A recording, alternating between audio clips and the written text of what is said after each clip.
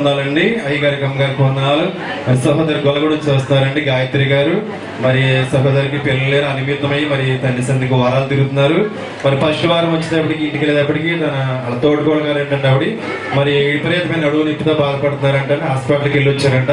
వాళ్ళు అన్నారంటే టెస్ట్ చేసి అమ్మా నీకు ఆపరేషన్ పడుతుంది, మరి కడుపులో కండలు ఉన్నాయి, మరి క్యాన్సర్లో పెట్టింది నీకు అని చెప్పారంటండి. ఆపరేషన్ చేయాలన్నారంటండి. మరి మా తల్లి సహోదరిపై ఇక్కడికి వచ్చి మరి ప్రార్థన చేసుకుని మరి ఆపరేషన్కి వెళ్ళారంటండి.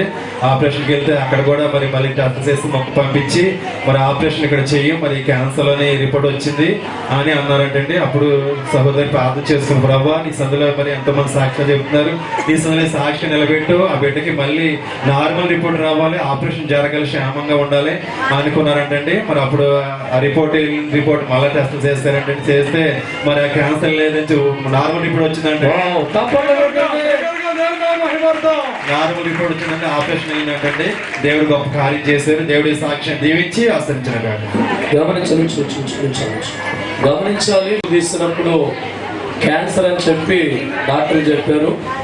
కానీ మరలా బిడ్డ యెహోవా అగ్నిజ్వాల ప్రార్థన సాక్ష్యం ఎత్తాను తండ్రి అంటే మళ్ళా రిపోర్ట్ చదివచ్చింది నార్మల్. తప్పలు కూడా